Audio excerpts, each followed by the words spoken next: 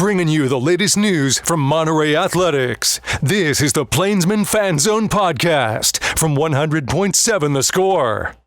Welcome in on a Tuesday night. This is the High School Fan Zone on 100.7 The Score. I am Randy Rosetta. We're going to talk high school sports, and tonight is high school football again. We're going to jump into probably back into volleyball some next week and the following week. Have some bye weeks coming up for some of the football teams, and it's getting to be crunch time for volleyball programs, so we'll sneak some of them in and talk a little bit about what those teams are doing. We're going to jump into the Plainsman Fan Zone right away. If you're watching on TV, to my far left is Jason Sims, first-year Monterey head coach, not the first year he's been at Monterey. He was the offensive coordinator last year.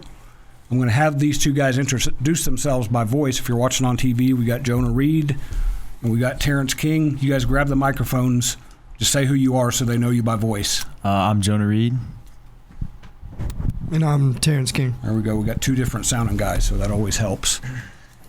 Jason, nice win last week, 49-21 against Odessa High. And as I was thinking about what we were going to talk about today, that win feels a lot like, to me, from an outsider's perspective, like the El Paso Franklin win last year, where you guys got some stuff done, kind of worked out some kinks, did some good things on both sides of the ball, and gave you a chance to kind of move forward.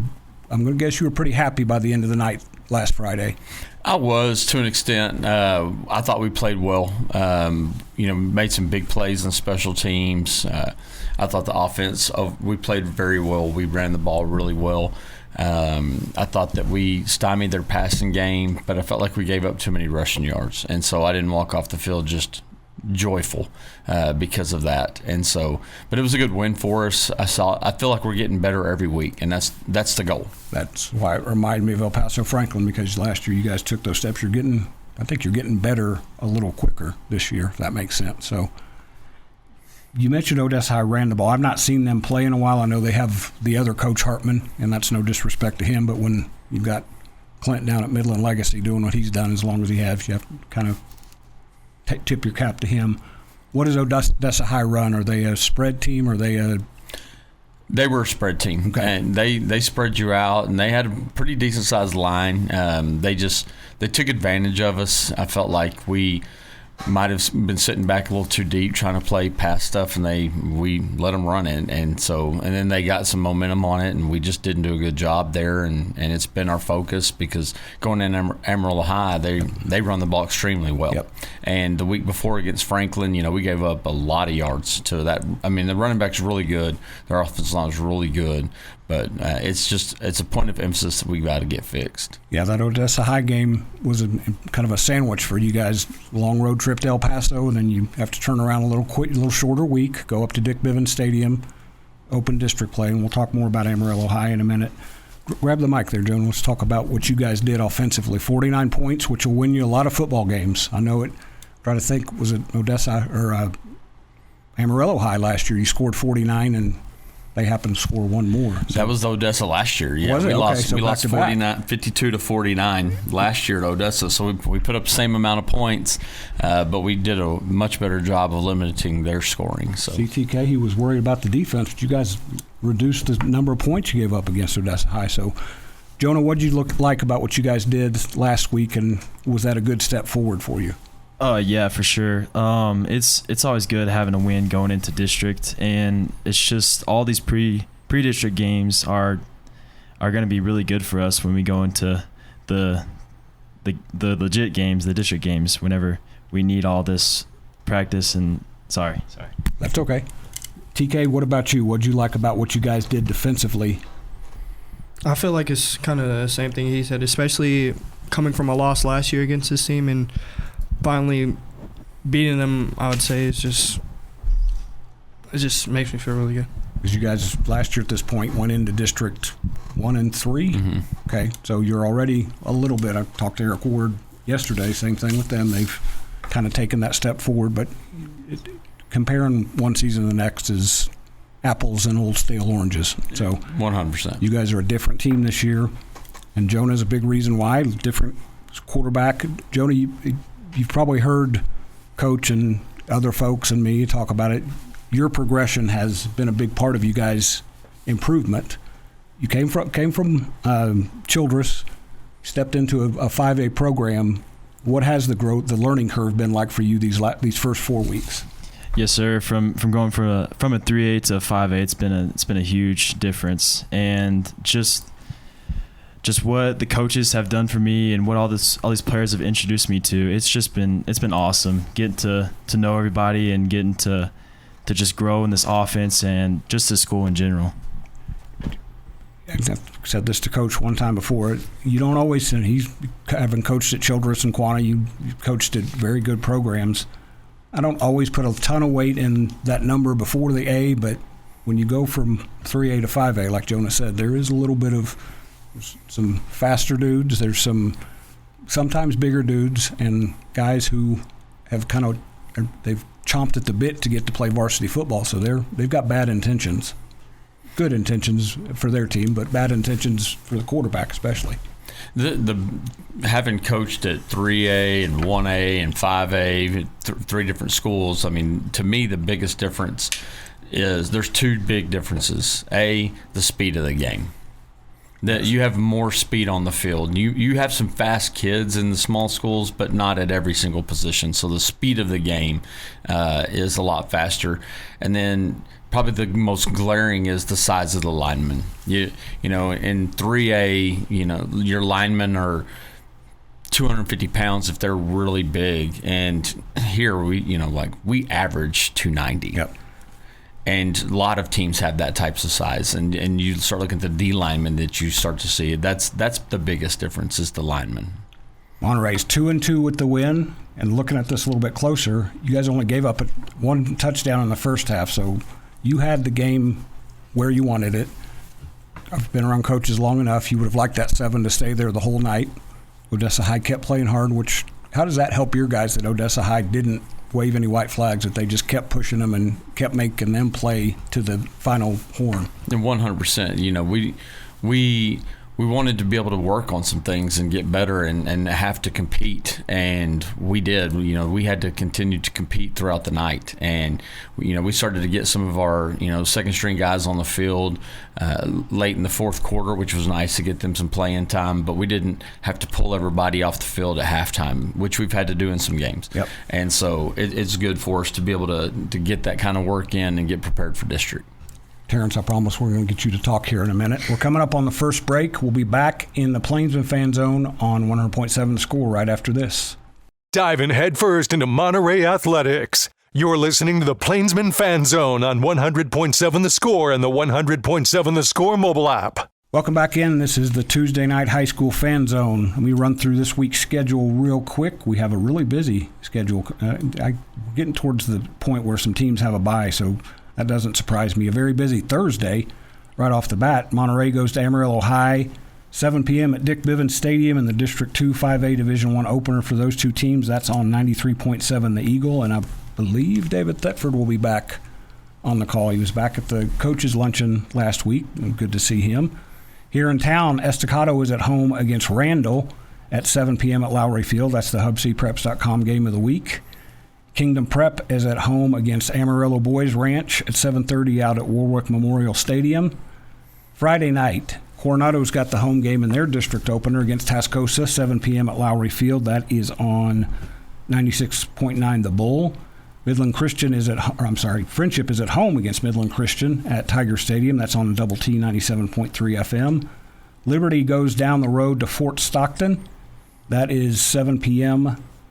Friday at, I think it's Panther Stadium. I'm going to add one into the schedule here. It's missing. I'm going to get in trouble with some Lubbock Cooper people because Lubbock Cooper opens their district play. I just skipped over it. There it is. Lubbock Cooper opens 5A Division II play at Plainview at Sherwood Memorial Stadium, 7 p.m. That's right here on 100.7 The Score. Lubbock Christian is at New Deal, right up the field, or right up I-27. That's 7 p.m. kickoff.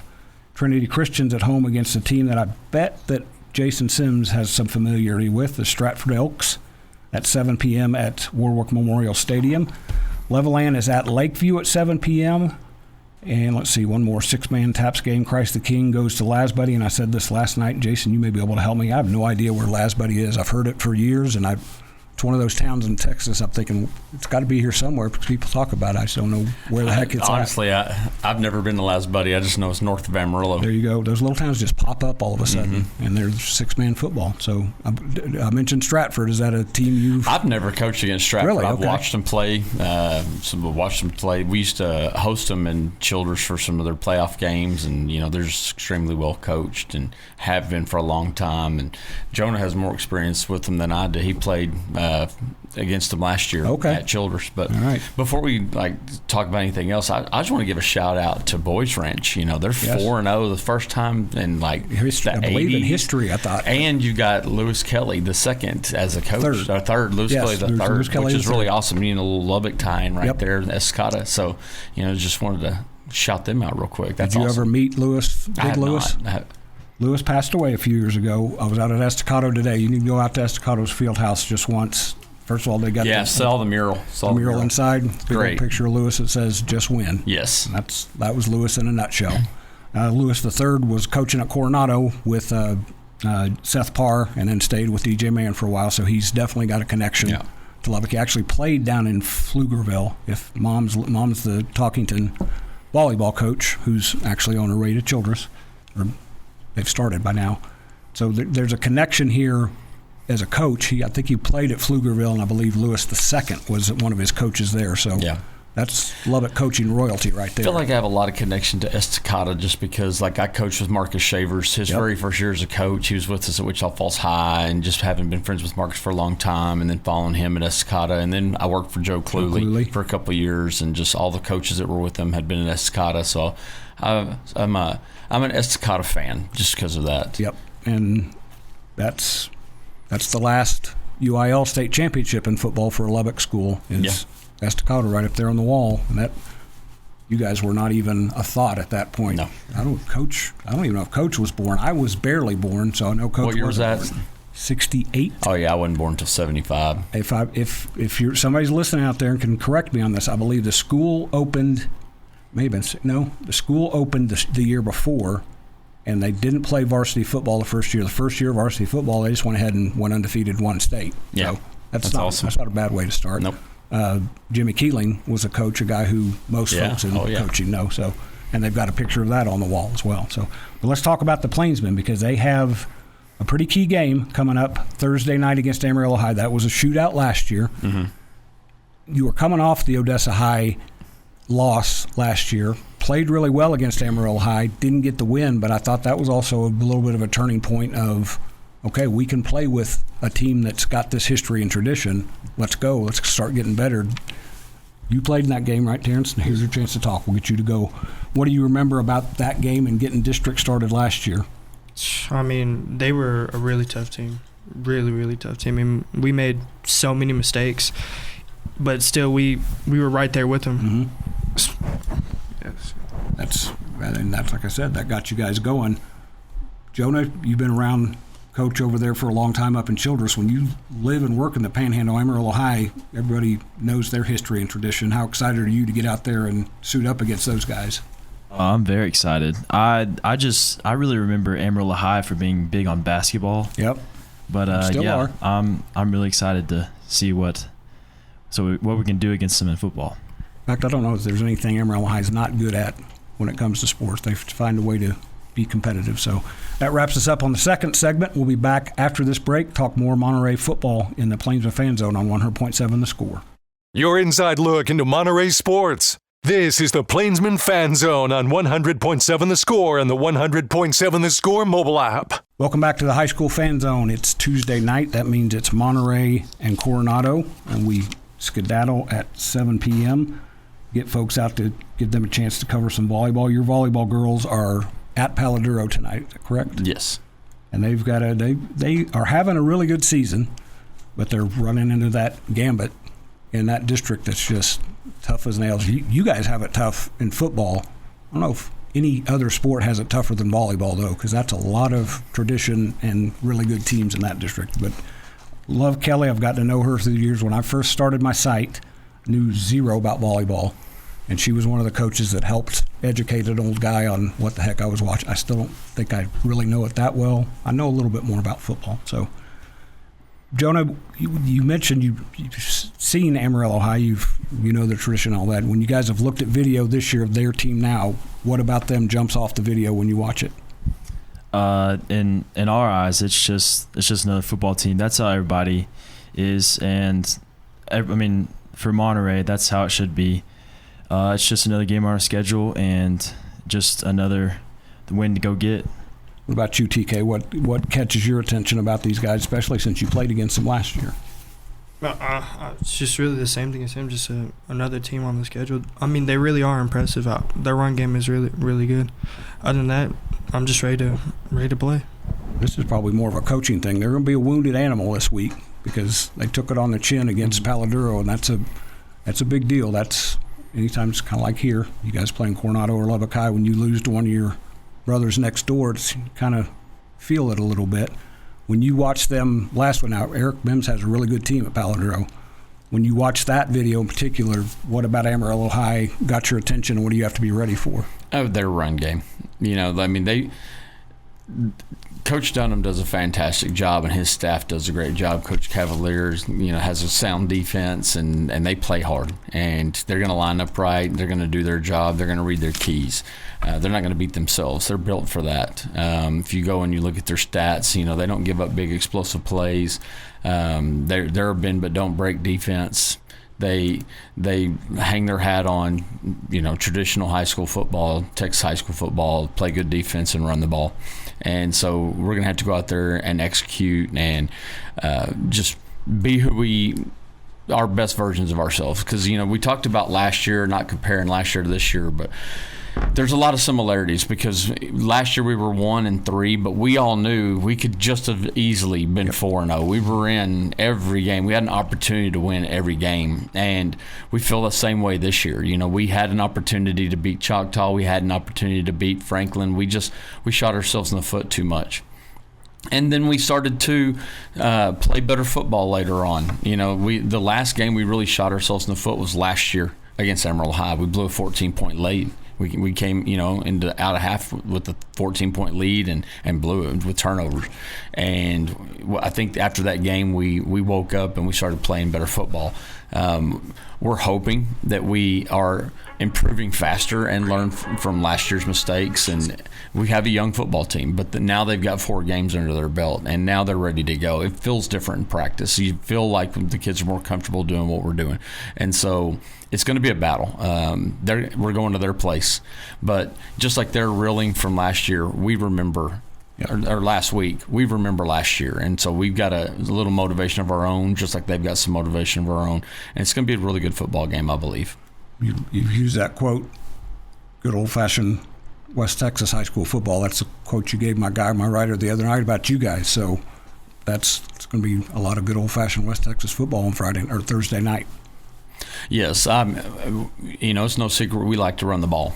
With the strength of our team, we feel like it's our offensive line, and we have some really good running backs. We've got good receivers, and we can keep you honest, and so you can't just tee off on it. And when we are healthy and we're doing what we're supposed to be doing, we feel like we play good defense as well, and we just got to be able to put that on the field on Friday for 4 quarters. Jonah, you need to remind him that you can throw the ball a little bit too. Oh, yes, sir. Of course, yeah. And for those who don't know, Jonah is Coach's son, so he could remind him not only at practice, but at dinner table and everything else. So do you take Jonah's suggestions from time to time? Not just quite yet. We're getting to the point to where he has a much better control of the offense. Yes. And we're probably thinking the same thing. Throw it to Cam, throw it to Q. Yeah, that's pretty good coaching right there. Yeah, that's pretty good quarterback. Throw it to the fast guys. And so we're probably thinking he probably doesn't need to come over there and tell me to do that because I'm already thinking it. You get to see those guys in practice a lot of time. From a defensive standpoint, that is a pretty good game plan, isn't it? Yes, sir. So speed-wise, can you keep up with those two? Make sure folks can hear you here.